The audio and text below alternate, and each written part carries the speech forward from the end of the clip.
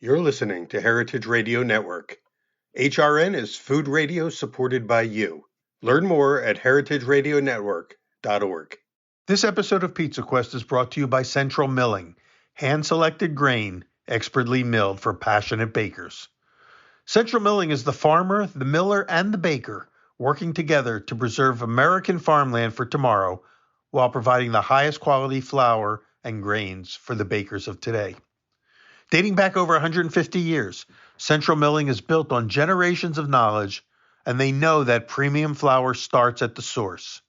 Employee-owned, Central Milling works directly with their farmers to sustainably grow grains that have exceptional flavor, nutrient content, color, and baking performance, which results in one of the largest selections of premium specialty flour and grains in the country.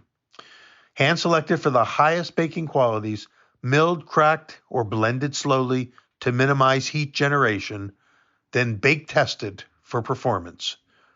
Learn more about Central Milling and their products at centralmilling.com. Hi, I'm Peter Reinhardt. Welcome to Pizza Quest. And we're here today with Bill Crawford, coming to us from Rexburg, Idaho. Why Rexburg, Idaho? We're about to find out. And just to give a quick background note, Bill and I first met face-to-face a few months ago at the big pizza competition in Napa, California. It was the California Milk Advisory Board, I guess you would call it the true California, Real California was what it called, the Real California Pizza Contest. And Bill was working in the station directly across from me, so we spent the whole time talking and getting to know each other. And then he had the temerity to win the whole thing. Bill won the grand championship. And so I said, you got to come on the show. I invited him on, and thank you for being here today. Bill Crawford, tell us what you're doing in Rexford, Idaho, and tell us a little bit about not only Righteous Slice, your pizzeria, but also for those who are following you on Instagram, you're under the name, I think, Viper Merge.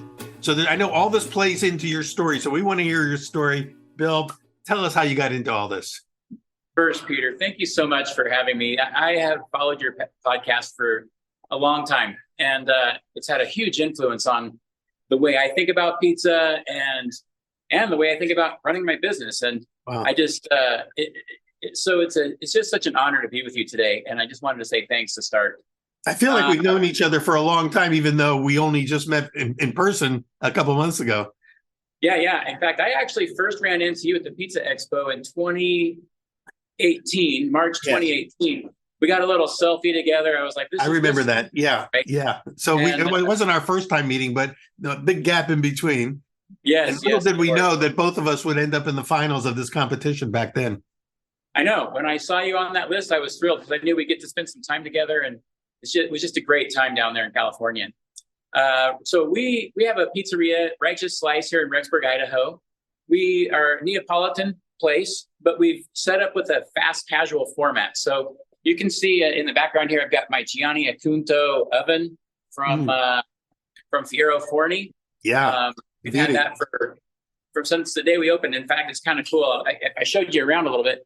We've got a two-story place. So it's got an upper deck here, wow. Big windows, tall ceilings. It's just this, it's kind of a different kind of place for a small town in Idaho. But we bought this oven in. I think it's 5,000 or 6,000 pounds. We had to bring it in the front window before we ever built the place. So the entire building's actually built around this oven. How nice. It seems so appropriate, doesn't it? It seems appropriate that first you get the oven and then you build the restaurant around it. Yeah, that's what we did. And we've been open for about 5 years here. Before that, we did farmers markets and street festivals with a little mobile pizza oven that I had. I've been doing Neapolitan pizza for, gosh, I don't know how long, 12, 13 years. Introduced to it in my business travels in Europe. I used to travel internationally a lot for a cancer diagnostics company I worked for. And I ran into this little Neapolitan pizza place, and like a lot of people, it just sort of sank deep into my heart. Yeah, I became obsessed with trying to recreate it, and so that obsession led to farmers markets, backyard parties. Eventually, people convinced me that it would be a good idea to open a pizzeria here, and and here we are. Did you ever like curse those friends for getting you into this, or has it been fun from the beginning? I'll tell you, it's always been fun, but the first few years I was blessed to not have very good financial reporting because we were making negative profits for the first year. That second year we started to kind of turn it around, but it really wasn't until COVID when I know you see Neapolitan pizza, it doesn't take out, it doesn't deliver, but we had no choice. And so we upgraded our point of sale, we upgraded our operations, we started doing carry out delivery, and we added some more equipment. So while everyone was shut down and we were really worried about were we going to make it, we actually invested more in the business, added capabilities. And the following year, we grew by 20%. The year after that, 40%. And so really, those changes are what helped us survive. It wasn't COVID itself, but without COVID, we probably wouldn't have adapted the way we did. And the changes to the business have been really positive for us. So you kind of like went all in and dove deeper down the rabbit hole, and something really magical emerged as a result. Yeah, it's great. Well, your pizzeria is called Righteous Slice, and your Instagram is Viper Merge. There's a story behind both of those names. Can you talk? Because you weren't always a pizza guy. You didn't start out as a pizza guy. You came into it. It's sort of like new career, a midlife career. So tell us how that all happened. Yeah, so I started life. I studied engineering in college and then joined the Air Force and became an F-16 fighter pilot for a couple of years. When I I see these airplanes flying every so often. I'll see F-16s, F-35s flying around, and all I can think is that's flown by a 20-year-old person who the only way they can manage what they're doing with the overwhelming amount of speed, G-force, and systems they have to manage. The only way they can do that is because they don't know that they're not able to, right? They haven't grown to a point in their lives where they realize this is impossible. And I spent a couple of years flying F-16s. I did a tour over in Iraq, and then I had an opportunity to. So the F-16 is called the Viper. I guess I was figuring that had to play into it. Are we talking about like the kind of planes we saw in Top Gun? Are these the types of fighter planes that Tom Cruise and his gang were flying? Not the exact model, but I think you get the feel for it by watching those. It's the same type of acceleration and maneuvering. And, people ask me all the time, is Top Gun realistic? And my answer is the most realistic part of Top Gun is the flying. So right. all the drama on the ground and the back and forth, and the shenanigans all the singing in bars and things like that. yeah. That's actually, there's some truth to that too. Fighter pilots do sing, but you wouldn't want to hear them sing on the movies, right? They're not good singers. They just sing. But I have to imagine that flying an F-16 has got to be a tremendous adrenaline rush.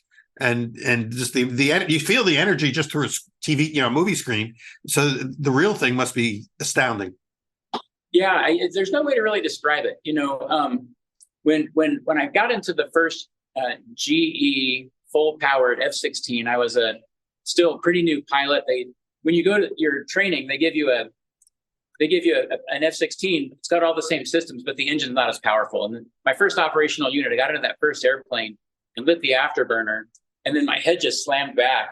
Wow. And before I knew it, I was up in the air and barely getting the gear up before my 300 knot limit. It was overwhelming, but you can adapt to anything. And eventually, the power, speed, force, everything else that goes on, you learn how to prioritize, focus, and operate within that environment. But yeah, I'm going to tell you, I don't like to look back on my life and think that the best is in the past. Yeah, but that's definitely a part of my life I treasure. I'll bet. I mean, how long of a piece of your life was that? How long were you flying? The jet? And very short time. I started my training in 1997, and right before Y2K, that 2000, I was done. So just about 3 years is all I did. And that 3 years had a formative effect on my life. The reason I got out of the F-16 was because the life of a fighter pilot is very hard. There's a lot of travel, a lot of deployment. There's a 1-year tour to Korea that almost all of them have to do. And this opportunity to fly the stealth bomber came up. A couple of my friends applied. So I applied to the stealth bomber program at a point where they were trying to bring in younger people. And I was lucky enough to be one of the guys they brought in. So the second half of my flying career was actually in the B-2 bomber out of Whiteman Air Force Base, Missouri. So how do those things work? A stealth bomber, I mean, just the name stealth bomber, has all sorts of mystique about it. What makes it stealth? How is it that it eludes and evades, radar and stuff like that? I could tell you, but I'd have to kill you. It's classified, right? No, I'm just kidding, Peter.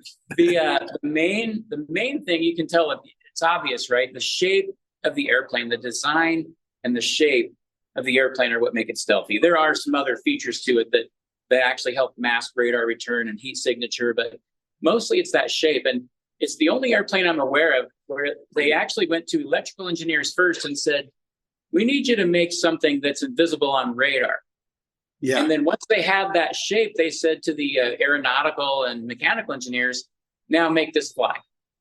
And so it was engineered for stealth first and then flight. And, of course, the computer processors and systems that are on board make it possible because it's not aerodynamically stable without a computer managing flight control inputs that are beyond what a human could do. So what did you have to use it in real time situations, and what was that like? Yeah, so I have 3 missions longer than 24 hours in the stealth, and my longest one was 36 hours. That was from Missouri, round trip to Baghdad and back in 2003. I was one of the early entrants into the conflict there with Iraq. Yeah, that was a hot time to be there. Yeah. So we gathered, the squadron gathered all of our spouses together in the squadron room. Wow. And just to kind of give them some comfort or some reassurance. And my squadron commander actually asked, it was squadron commander, I can't remember exactly. He said, are you okay with your husband going to war? And she said, well, if he's going to go, I'd rather have him in a stealth than in an F-16. Yeah. And so it was did a lot of hard work, mission planning, but really in that conflict, I flew one 36-hour mission. There were a number of us who did, but a lot of the pilots didn't even get to fly one mission because the stealth role is limited to high value, high risk targets. Mm-hmm. And so we would go in if there was a high threat of the enemy engagement from the ground and also high value of that target.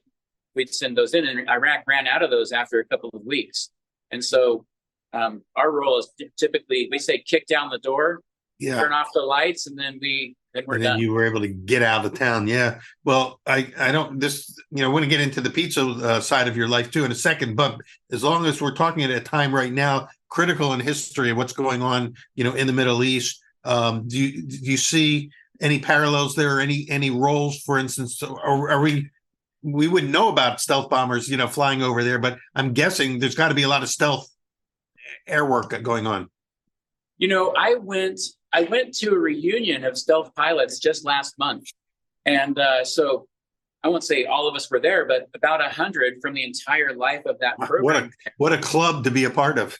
Yeah, I got to see some of the old guys, but what inspired me was the focus and determination of the current people doing that mission, that I left with a high level of confidence that they're ready when called upon to do what is necessary. So I was really proud to be a part of that, but also walked away with a lot of confidence that part of America is ready to go if needed. I mean, I pray for the people in the Middle East. I pray for the good people that they will be able to stand up for themselves and that the innocent will be spared. Those are my big concerns, and I know that they've got a real terrible mess to deal with. But I hope that they will use restraint, but also use the means necessary to protect themselves.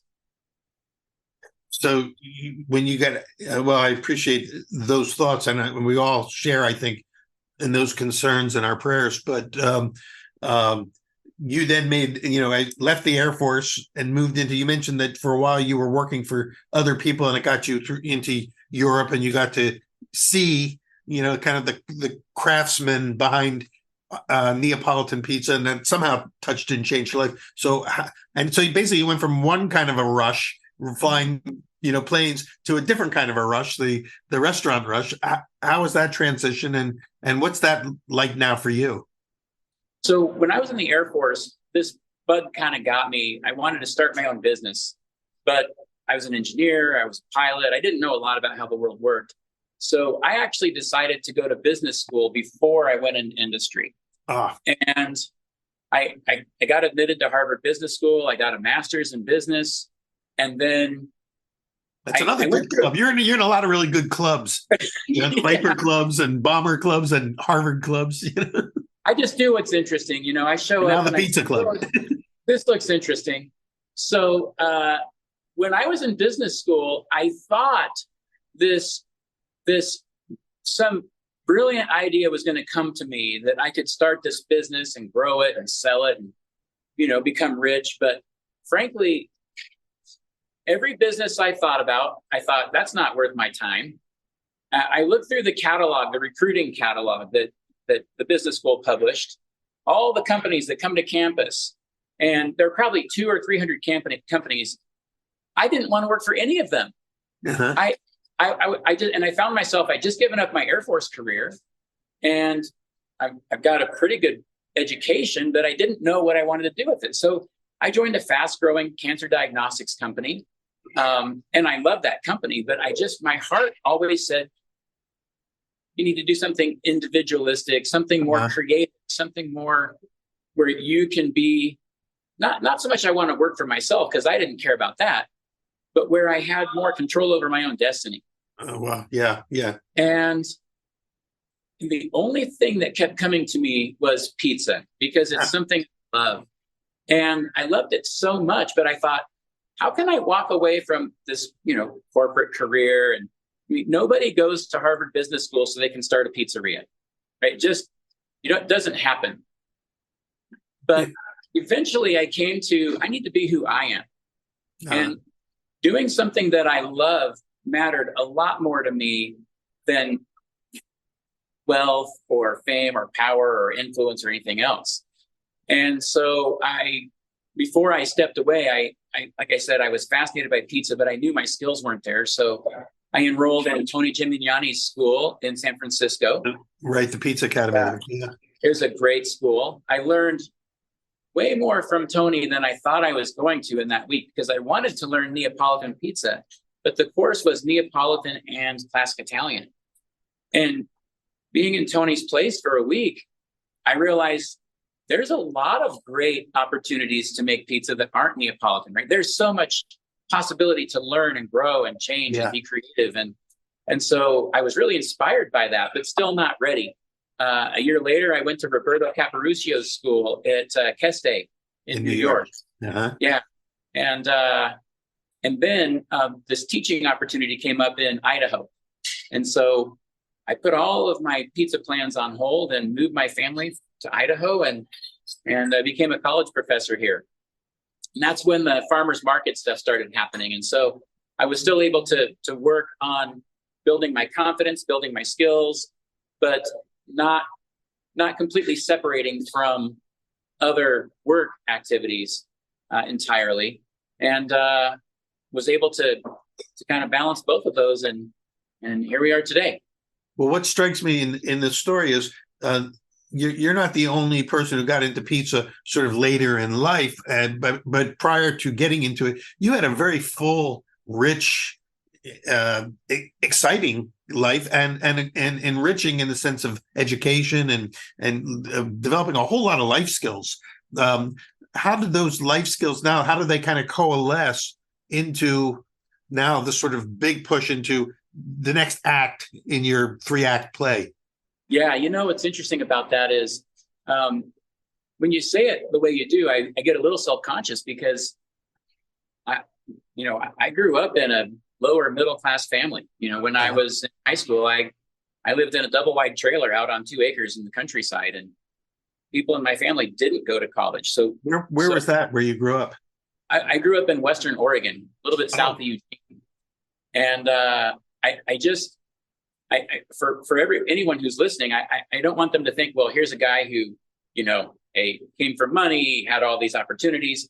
The opportunities were there, but I had to put in the work to get there, and I had to take those moves myself. So pizza for me, it's interesting because this is every bit as exciting as flying an F-16 to me. I absolutely love making pizza. And I think it's because the thing that drives me is the challenge. And there are a lot of things in life more challenging than trying to make a great pizza. You know that. You've done pizza for decades, and to get the dough right, to get the oven balanced with the dough, to get everything that goes. We lost you there, Bill, for a second. You're back. Sorry. No, your screen froze for a second, but now I hear you again. Yeah, thank goodness. I was just saying. We're at the mercy of the Wi-Fi world. Yeah. Everything that goes into making a great pizza requires a high level of concentration, dedication, commitment. It's the things that drive. And so I think that's why I love it so much. Interesting, because as you said, you a lot of those same qualities that made you successful in the things that you did prior. People don't usually attribute those to opening a pizza restaurant, but firsthand that you need that level of skill, that level of commitment, and the cool part is that hearing that it's so fulfilling for you to in this phase of your life. It could be the final phase of your life. It could be what you do for the rest of your life, but it could be another phase. We don't know. But for right now, it sounds like, and especially in all the times we've talked since we first saw each other in California, that you're having fun and you're enjoying what you're doing. Absolutely, yeah. So we when I first went to Tony's, well, actually, my first step was to go to the Pizza Expo. Even before I went to Tony's, I'd never heard of Tony. I went to the Pizza Expo and I went to Glenn Sabalski and Pizza Man Dan's seminar. So you want to open a pizzeria? Right. It was 3 hours of those two guys laying out in excruciating detail. Yeah. Here's how you'd succeed, and there's a lot of ways to fail. You know the story. Sure. And I got out of that seminar and called my wife and said, well, I love this. I love it. And I felt like I was with people I was connected to. I'd never met any of them before. And I just felt like this is a place where I belong. Isn't that interesting? So many people report the same thing. They go to the Pizza Expo, they feel like they have found their tribe, their people, yes. And then the rest is just history for them. It just takes off. It's true. So good personal test. So those of you who are listening, if you have not yet been to Pizza Expo, and if you're still looking around for what could be the next thing for me, there's one place to find it. And we see thousands and thousands of people at these gatherings who have similar stories. They've gotten there through different paths and trails, but they all kind of, when they get there, they go, I found my peeps, Yep. And that matters. There's a lot of value to that. So, we want to talk about this pizza that you made at the competition, which was the pollo borracha, if I'm saying it right. Yep, pollo borracho. It means drunken chicken, right? Yep. And there's a lot of irony in the fact that you won this award with a drunken chicken, because as I understand it, you don't drink. That's right. Yeah, I'm a member of the Church of Jesus Christ of Latter-day Saints. Uh-huh. I'm a faculty member at BYU, Idaho, right? So it'd be weird if I drank. Yeah. And felt a little weird walking into the liquor store and buying that bottle of tequila, but I got over it. Now you know what most 18-year-olds feel like when they go in for the first time to get their bottle. Yeah. So I just had this idea. I wanted to make something with a tequila lime chicken. And I actually applied a principle of menu designer, or, I guess recipe design, that I hadn't really thought about before, but it seems to work well, which is I picked one thing that I needed to be the star of the show, and that was that chicken item. Uh-huh. But then I was talking to a friend. I actually called a friend because I didn't even know where the liquor store in Rexburg is. I didn't know. But I have a friend who owned a gas station, and I called her and said, can you tell me where the liquor store is? And she's like, why'd you call me for that? And I was like, I thought maybe you'd know because you had a gas station. So And then while she was on the phone, I said, "Hey, what would you put with tequila lime chicken?"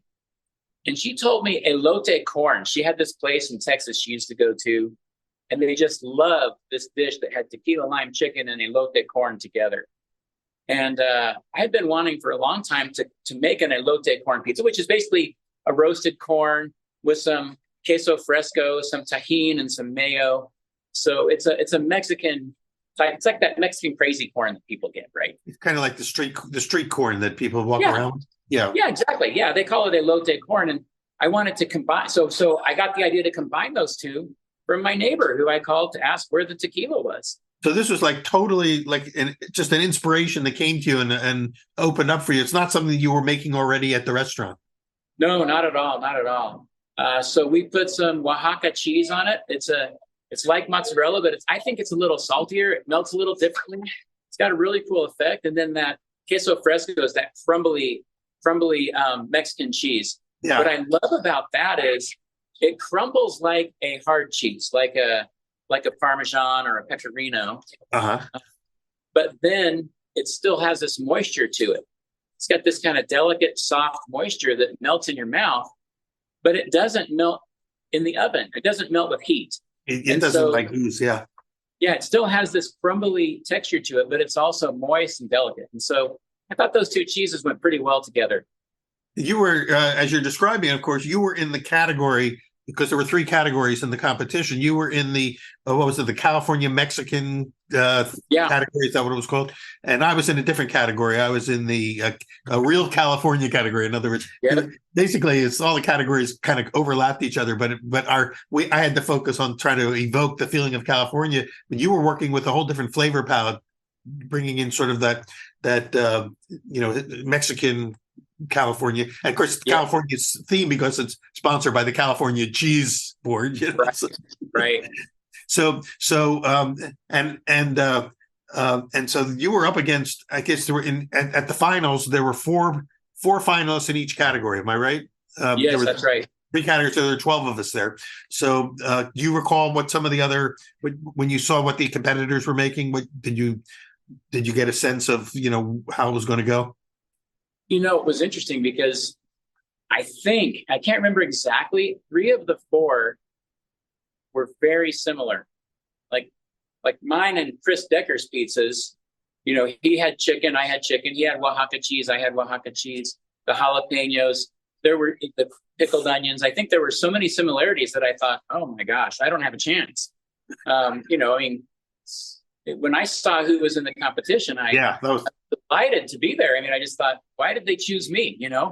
But because you were up against some big names, people that were well known in the pizza world. Chris Decker being one of them. Chris Decker's a multi-award winning pizza chef and had just opened his new place in Southern California. Truly Pizza. Yeah. So I know when I saw that list of who were the finalists, I went, holy cow, I don't have a chance, because there were some big names there. And yet the people who ended up winning were the less known, all the sort of celebrity pizza chefs. None of us won. The ones who won were people who were under the radar. But although this wasn't your first competition, right? You'd competed in Italy before that, right? Yes, I've been competing since I opened. I wanted to compete earlier, but the competitions, I think, were a way. At first, I thought a way to prove that I'm good, but I don't think of it that way anymore. I really don't think about winning competitions. I compete so that I can learn, right? It's a way to push myself to learn. And I feel like in the last 12 months, I've learned more about pizza making than I knew before I started that 12 months, even though we've been open for 5 years. My learning has just been, I've become a voracious learner, and I'm also pretty quick at implementing whatever I see in the pizza shop. So I'm not there to get recipes. The recipes are nice. Yeah. But I'm really just there. It's the 100 hours I spend getting ready for a competition that make me a better pizza maker that are the real benefits. So I've competed in Parma, Italy, Naples, Italy, Vegas, and of course, California twice, because we had the Tournament of Champions just a couple of weeks ago. We want to hear about that too, because in order to get to the Tournament of Champions, just like Jeopardy, you had to win one of the previous 5 years of competition. So you were up against other winners now, and that competition just ended recently, a couple of weeks ago. So we want to hear about that. And I know, and then I want you to share with us this pollo borracha pizza, if you wouldn't mind sort of putting one together for us. We've been talking about it, and I'd love for our listeners to hear it and see it, in person. But before we do, let's quickly sort of fast forward. You ended up winning your category. And then the category winners went up against each other for Best in Show. And that was the big prize. It was Best in Show. Winning the category prize was big enough. And all of us felt like we were winners just by being there. But you won the category. And then you were up against some very impressive pizzas from the other categories. I know that Vince Sbarro won the category I was in, the California category, with a beautiful multicolored, pizza that I don't even know what he called it. I think it's Sonoma Sunrise or something like that. Sunset in Sonoma, I think. Sunset. And then there was this wonderful in the Plant Forward, which was more focused on sort of, not vegan per se, but plant focused pizzas. That was the very first pizza that went before the judges. And as soon as it went past me on the way to the judges' table, I went, "Oh my God, I've got no chance now." It was so beautiful, and that kind of had these beautiful pesto cream puffs all over the top of it, and it was a gorgeous pizza. And then you won your category, and then the announcement, the big announcement we were all waiting for, Best in Show, pollo borracho. It was you, Bill. So you've talked about it. You've talked about, kind of the components of it. Give it a little bit more description. Then maybe you could go ahead and put one together. And before you do that, tell us about then what happened when you went back for the Tournament of Champions. Did you get to make that pizza again? So I'll talk about the pizza real quick. So it's a Oaxaca cheese base. Yeah. I do it on a New York dough. I call it New York. We went to New York just a couple of weeks ago and did some pizza touring, and I don't know how anyone can know what a New York pizza is, because they're all different, right? They're all, you can find great pizzas all over the city, but I don't know if one defines New York versus another. Exactly. We do an 18-inch round pizza with a crispy crust cooked in an electric deck oven, Oaxaca cheese, and then it's got jalapenos, corn, and that tequila lime chicken that I grilled. And then afterwards, I finish it with a little bit of, I use creme fraiche in California. I'm going to try mayo today, because a typical elote corn has mayo. So I'm going to squeeze some mayo on there. That's right. Yeah. And my wife hates mayo, but she's out of town right now. So I'm going to try to get away with it. We're going to slip it in there. Yeah. Your wife Cheryl was there at the finals. I remember meeting her, and I imagine she's been a big help in all of this for you. Help's not even the right word. She is a equal partner with me in the business. Without her, we wouldn't be where we are. And so, I'm more comfortable in front of a camera. I'm more comfortable making pizza. She makes pizza. She went to Tony's school, and she's very competent, but she just likes to be a little bit, off stage. Behind the scenes. Yeah. But you can't do it alone. You need a partner like that who, a life partner who's really. So, I'll finish describing that pizza when I'm making it, because I think it'll be fine there. Yeah. The Tournament of Champions, they brought us back. They put us up just like you remember. So great hotel, great meals, great hospitality. And they were giving away a prize. It was a trip for two to Naples to compete in the Caputo Trophy next summer. Wow. So airfare, hotel, meals, basically just hook you up with this trip and somebody to bring with you. And that's exciting. And we were excited about that. But when we got there, they had one of those like wrestling belts, the giant belt, with the big, emblem on the front. Like a Hulk Hogan belt. Yeah, I don't have it, right? So you kind of know I didn't win. But when the contestants saw the belt, the trip to Italy didn't matter anymore.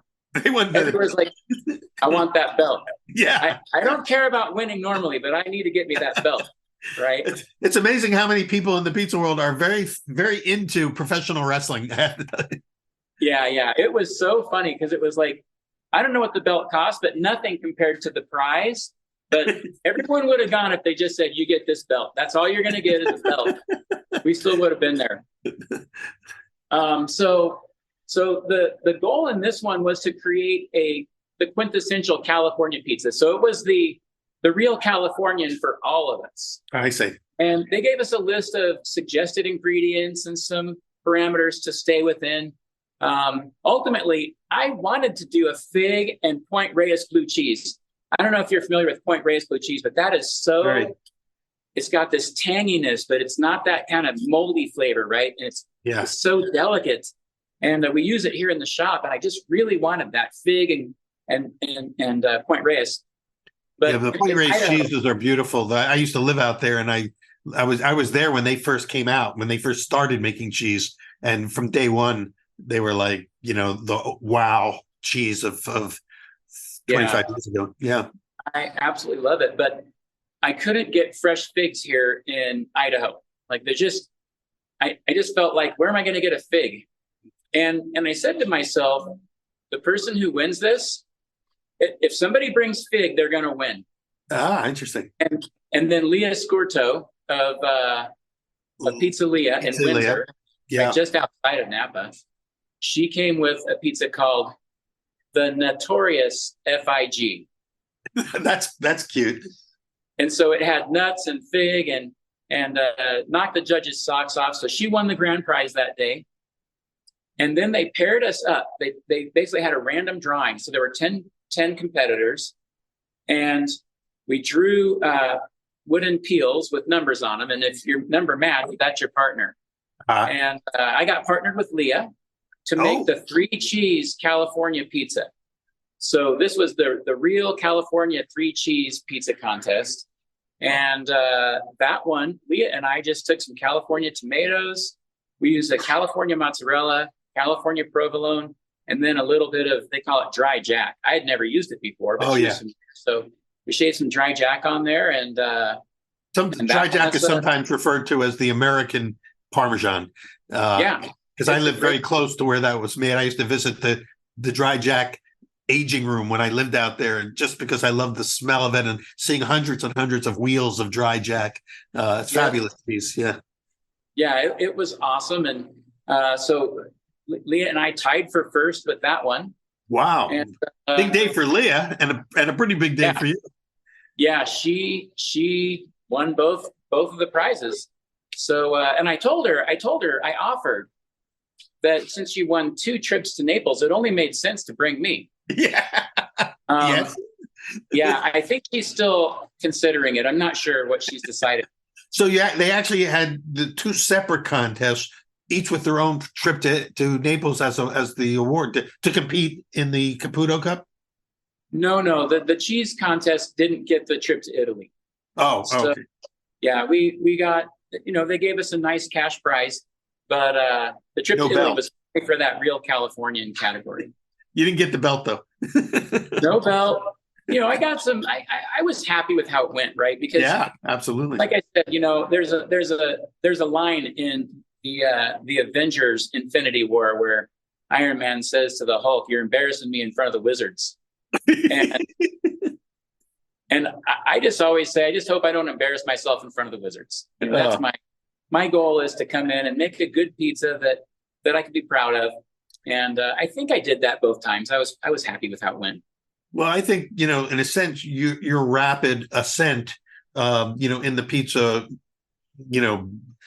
what's the word? The universe, the Marvel universe, pizza champions, is a lot of it seems to be, you can attribute to the fact that you had serious life experience coming in, and done a lot of life preparation for a big moment like this. And because a lot of people are in the competition realm are in their 20s and maybe 30s. They're younger, they're talented, but they don't have that realm of experience that you have. And so you, like you said, you learn fast, you pick it up fast because you've got a lot of experience to stick it to. And so suddenly, you've moved into, are you going to continue to compete maybe at the international level, do you think? I plan to compete next year for sure. And then, I take it year by year. Good. One of the things I love about what I do here is I get to mentor young people. And so right now, next week, we're having the Righteous Slice Pizza Challenge. Oh. Everyone who works for us can enter, and we will judge their pizzas just like they do at the Pizza Expo in Vegas. Yes. And the winner of that gets a trip to Las Vegas to compete. So we use this as a chance to learn and inspire. And so, I mean, who knows? I had my manager this year won the top place in the Northwest region for his pizza. And so I like to see more than just me out there competing. Of course, I love to compete because I just love doing it. But, you know, I can't say that's a great part for your legacy to have a lineage of other champions that have worked under you. That is the next stage, I think, in, you know, as your career unfolds, is not only your own championships, but the champions that you spawn. Yeah, but for me, it's really just about trying to teach somebody something that they'll love. And there's a few people here who have said they want to make their careers in pizza, and so to mentor them and coach and inspire, that's one of the things that I find most rewarding. Well, we'll throw in a really nice belt for the winner of the, you know, of the Righteous Slice contest. You'll get everyone will raise their game even more. Why don't you show us how you show us how you did it? How did you make the pollo borracha pizza? Okay, great. So I'll just grab one. I've got to grab some dough, and I should have stretched it already, but I thought maybe it would dry out. So. And I think your daughter's going to help us with this because she's going to hold the other camera, right, and show us some of the work that you're doing. Yeah, I can get us started though. So this is it's a high protein, 67.5% hydrated 2-day dough. So we don't use a pre-ferment here because it adds to the complexity of our operations. So for our purposes, anytime I'm trying to implement something that I think is awesome, I have to ask myself, how can my average person be successful doing this? Yeah. And so I hesitate to put new things in. And we found that just a straight up, yeast fermented dough with a 24-hour cold ferment has been working out pretty well. That's good. A lot of people want to know that. And I think with like you say, it's kind of a New York style dough. So it's not super wet, and it doesn't have to be aged 3 to 4 days like some people are doing. The overnight fermentation achieves the characteristics you're looking for. Yeah. And I'm still playing with it. We went to Raza in New Jersey this summer and met Dan Richard there. And, he uses a high extraction flour combination with a lower protein based flour, and this pizza is awesome. And sour fermentation as well. Yeah, I started playing with that, but that's more for my curiosity because this works for us and for our customers. So as you're working with that dough there on the bench, is that semolina you're dusting it with or flour? Oh, it's a Caputo Simola flour, so it's a little bit finer grind than a semolina.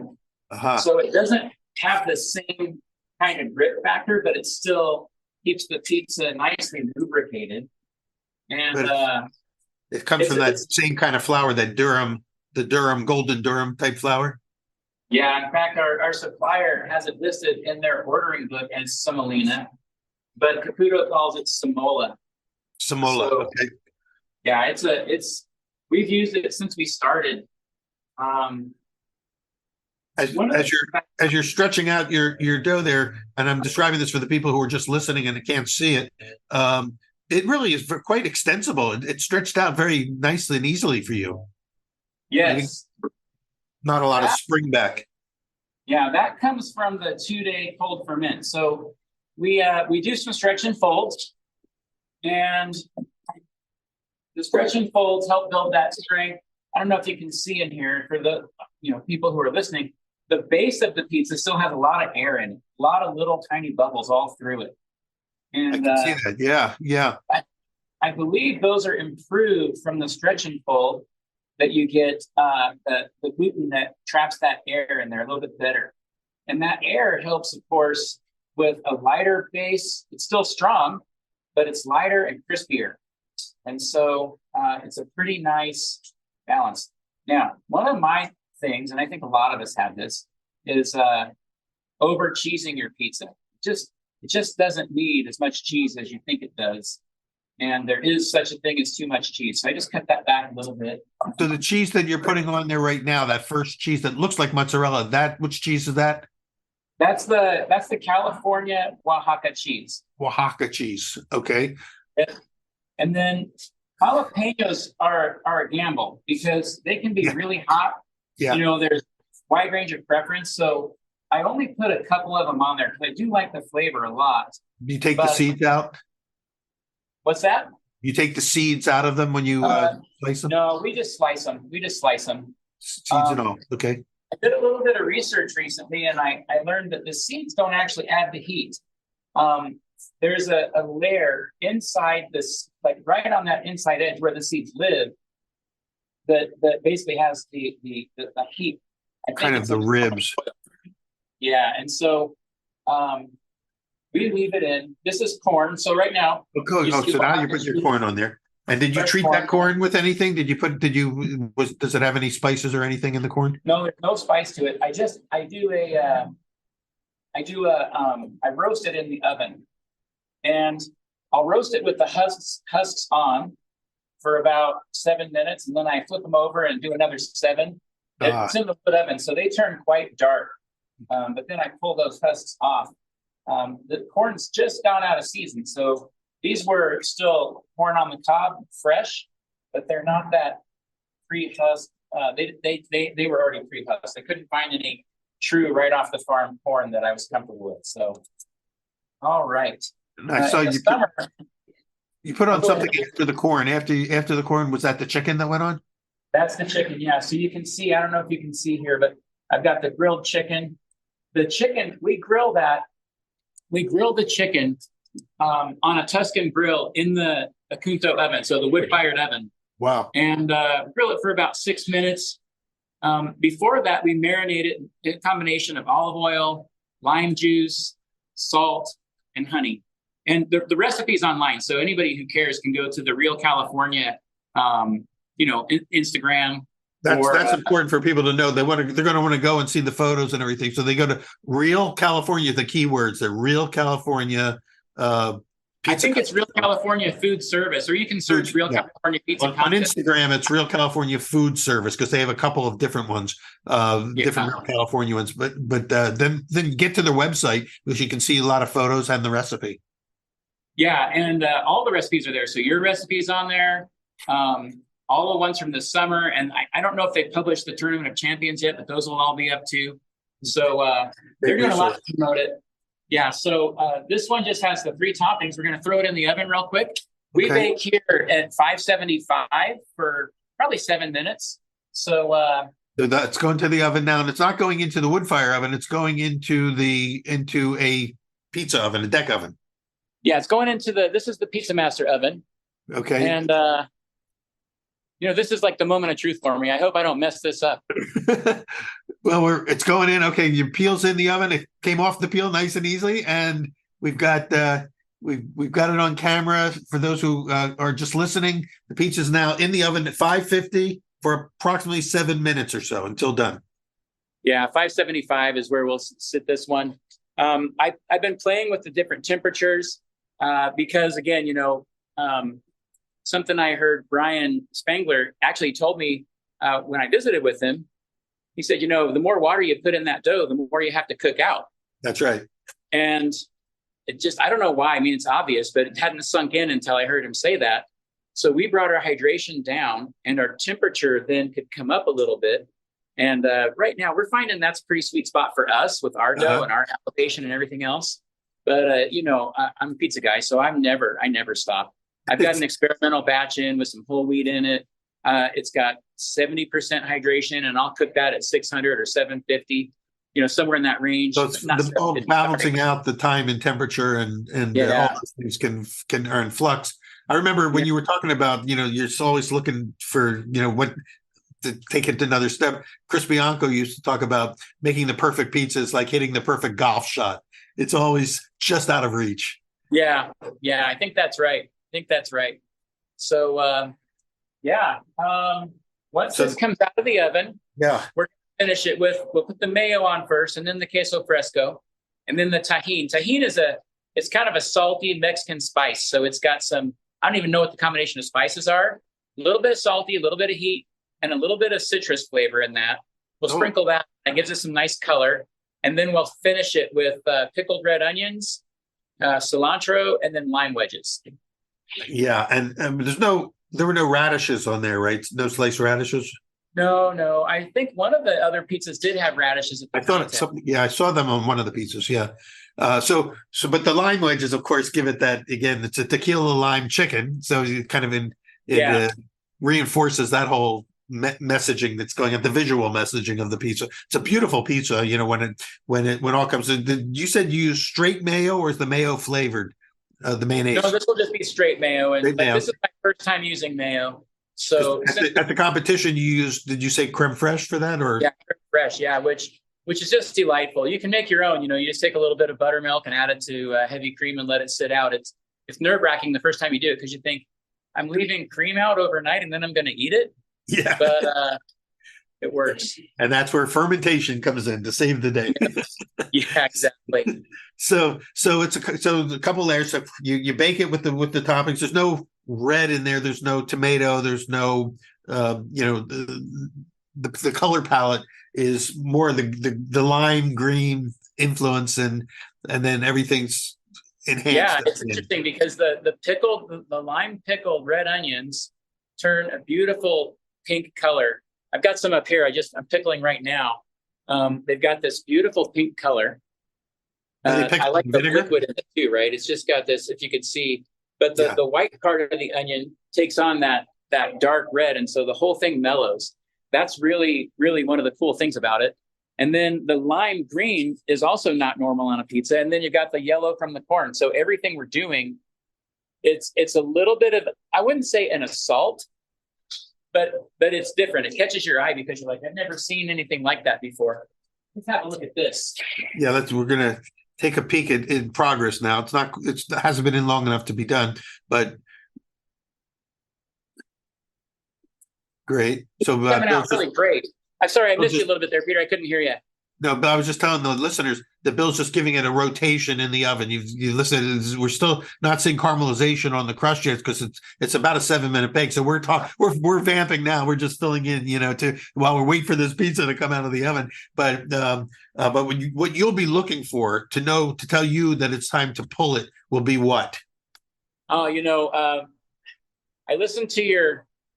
Gosh, I don't know what you called it, but it was your pizza pasta Northeast from a year ago, where you talked about the 3 different transformations, those chemical transformations that happen inside the dough, right? Where you've got gelatinization, caramelization, and the other one.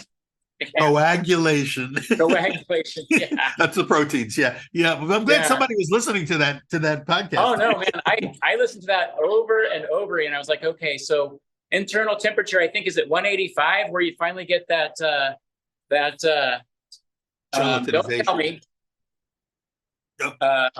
Gelatinization, right? You got it, where the starches absorb the water and then they explode. And so, you can get something that looks fully cooked before that stage, but we wait until that. In order to get that, I have to have a rich, dark brown, somewhat gray in some places, and maybe even a little bit, almost black on that crust, so that I know that inner crumb is fully cooked and it reaches its full flavor potential, which is what we're going for here. I love hearing you use those phrases, full flavor potential. It's one of my favorite phrases, because we always say, and in the bread class that I teach at Johnson & Wales, we always say that the baker's mission is to evoke the full potential of flavor trapped in the ingredients. Yep. Well, I've taken that to heart, and I've been doing my best to make it happen here in Rexburg. Well, that I think is one of the cool things in all the conversations that we've had is that you assimilate and integrate all the things that you've learned and pretty quickly. I mean, you connect the dots is the phrase I'm looking for. You're connecting the dots of all this knowledge. What I found is I had a friend when I was at my stealth reunion, one of my stealth pilot friends. Let me check this pizza real quick here. It's pretty close. So I'm going to give it another 30, 45 seconds. He said, so let me get this straight. You've got a master's from Harvard. You've got real business experience. You teach business on a college level. And you barely made it. You talk about the struggle that you had early on. How does a mom and pop ever have a chance? And I think really there's two things. One is if you make a good pizza, you've solved half of the problem, because people want good pizza everywhere you go. So you have something people want, which is really the most important thing in your business. The second thing is then just to figure out, well, how do I change my business so that I can make money while I'm serving something people want? Let me take a look at this real quick. All right. So Bill's he's back in the oven, looking at the pizza, checking the under crust, looking at the Cornicione to see if it's got color. We're seeing caramelization coming out of the oven.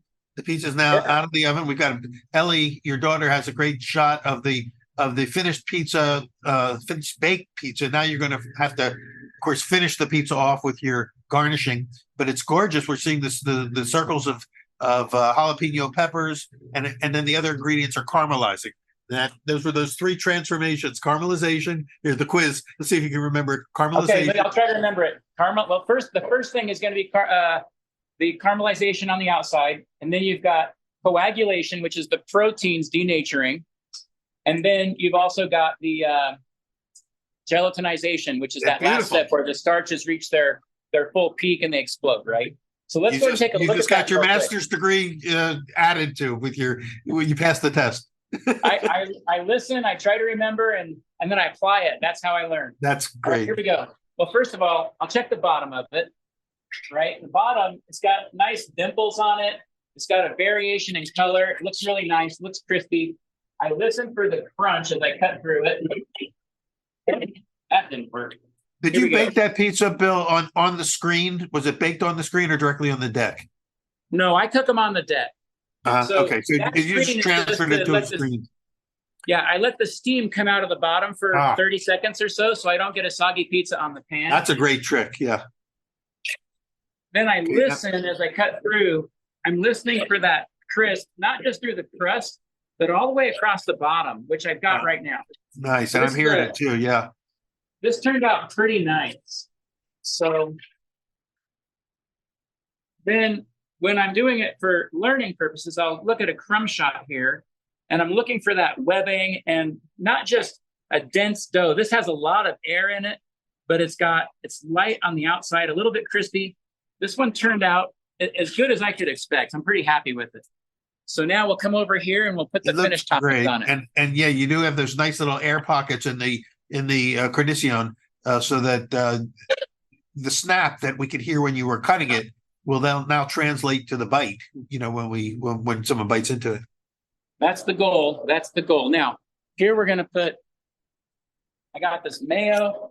I don't put a lot of mayo on. I want a nice little.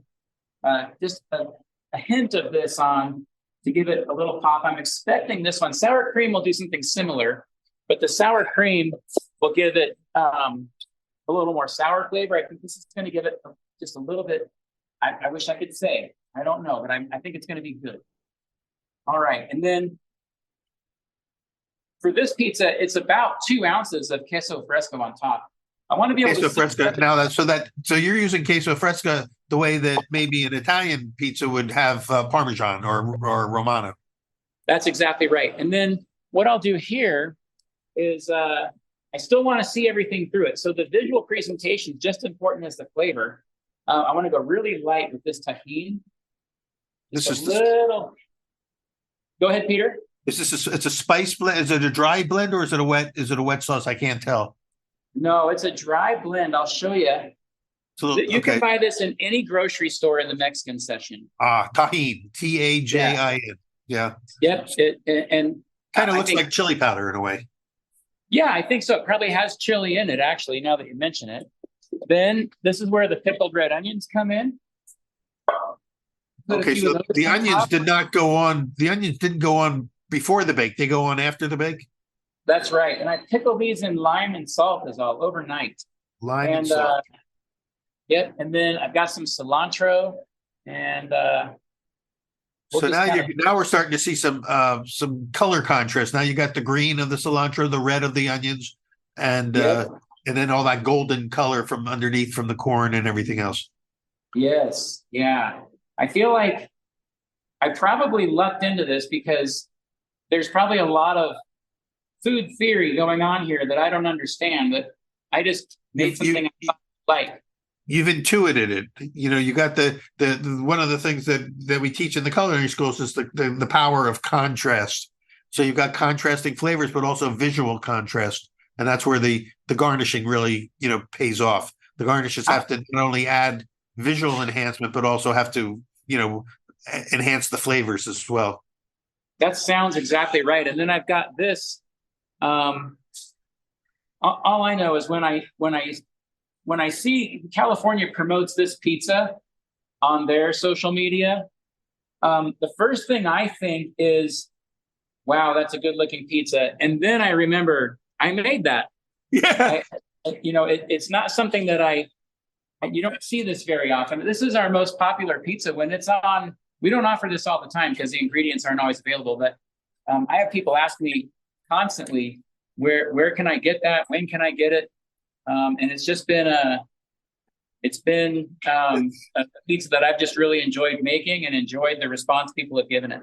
It's absolutely beautiful, and I got to taste one slice of it, the day that you won the championship, and it was wonderful. I think before you made it, before we even took them to the oven, you gave me a piece of the chicken, the grilled chicken, which was I could just make a meal out of the chicken itself. So that pizza's out of the oven. Do you think Ellie could take a bite of that and give us a quick review? Let's do it. Here we go. Ellie has been operating. She's been our second cameraman on this. Hey, Ellie, how's the pizza taste? Oh, grab a slice. You just got to squeeze the lime on there. Oh, that's right. Yeah, you got to. Okay. So each slice has a lime, which is nice, so that you don't have to make one slice cover the whole pizza.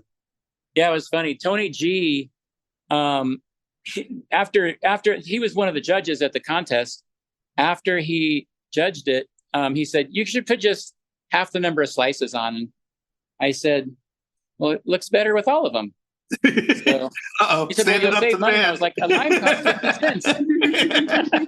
And I noticed that as you're holding the slice, that the slice is holding. It's not ledging. It's not drooping. It's standing out straight. So I've been trying to get that to happen for weeks. This is the first time we've hit it. Well, good timing, very good timing. And I'm honored that it happened here on our show. Okay, grab a bite and give us a quick blink reaction. Great. What do you think? It's hard to talk with you when you're chewing, but what do you think? You weren't there. You weren't there the day that your dad won the competition, but I'm sure you've had it since then, right? I had it before then too. So, How do you think? What do you think? Did he nail it today? It's great. Yep, probably the best one yet. It's the best one yet. There you go. Just for you, Peter. I wish you were here to try it. Practice makes perfect. Ellie, thanks so much for all your help today with the camera work, and we always need somebody of your age to handle all the technical side of this because we don't know what we're doing when it comes to all that. So, thank you for that, Bill. Thanks. Thank you so much for sharing your story, your journey, and your pizza with us today. Let's remind people who are listening that they can see the recipe and photos and everything else by going to Real California what cheese? Real California Food Service on Instagram. And if you go just on a web search, Real California look it up right now. Yeah, Real California Pizza Contest, I think, will lead you. Google search will lead you to their website, and you'll get to see all the recipes and especially Bill's. And then pretty soon we should be seeing the results of the Tournament of Champions, which you were lucky. You're the last person that got to be able to go to that. Yeah, I feel like luck is the right word. You got to be in a position that when luck comes, you're there to get it. But there's still a certain amount of luck that happens, and I was very fortunate. Yeah, it's called Real CA Milk Food Service. Real CA for California Milk Food Service. Real CA Milk Food Service. That's the one. All right, that's the Instagram, and again, Real California Milk Advisory Board put on this event, which we were just thrilled and honored to be a part of. and it was great that I had the chance to meet you and work across the table from you, and then watch you kick our butts when it came to winning the competition. Oh, Peter, I got to tell you, you probably are. I think I told you this already, but when I saw you listed as a contestant, I felt like the real value for me was going to be meeting you, getting to know you, and hopefully starting a friendship. Because, like I said, I've admired you for a long time, and so the blessings of being there and winning are not really what matter the most to me, but the people I met and the friendships we started. Well, I feel the same way, and I'm glad we got to meet, and we'll be able to continue this over the years, and I'll be following your journey, because one thing I was impressed was how even after the contest was over and my wife and I were so exhausted we just crashed, and then you're going out, like you're taking an hour drive to get down to Oakland to go get pizza with. I think you went down with Leah. I think didn't you? Was she a part of your? I went with Audrey Jane Kelly. Audrey Kelly, who's again was a finalist. Yeah. We went to Pizzeria da Laura. Laura Myers. Laura Myers. Yeah, that's right. And then you had this great New York tour recently, and so you were. In other words, you're still on the quest. You're still on the journey, and never-ending search for taking it to the next level. Yeah, I really feel like, to me, the connection between learning and growth and the spiritual journey that I'm on in my life are they're both connected. And so I feel inspired to learn more, and hope that inspiration brings out the best in the people around me, no matter what they're interested in. And so, my thing is pizza. I love it. And I hope to keep learning and improving, but also building the people around me. Well, that's a perfect place to end today's conversation. So thank you so much for that and for sharing that. And I look forward to seeing you hopefully at the next Pizza Expo in the spring in Las Vegas. Maybe see some of your people competing, at the contest there. Yep, we'll for sure see you in spring, and then I just hope you'll enter the Real California Pizza Contest again next year. So well, I don't know if I can handle it. That was my first contest. I love pizza, and I write about it and I talk about it, and I know everything that you can about it. But competing is a whole other game, and in some ways I feel like it's a young man's game. Although I was thrilled that I got invited to be part of the finals, so I may try again. Who knows? I didn't know if they were going to do another one this year. You don't know, but I hope they do, and I hope to see you there. Well, same here. Bill Crawford, thank you so much. Please, say hello to Cheryl, your wife, and Ellie, thanks again for your help. And all of you who are listening or watching today, thanks for joining us on Pizza Quest. We'll see you at the next episode. Pizza Quest is powered by Simplecast. Thanks for listening to Heritage Radio Network, food radio supported by you. Keep in touch at heritageradionetwork.org/subscribe.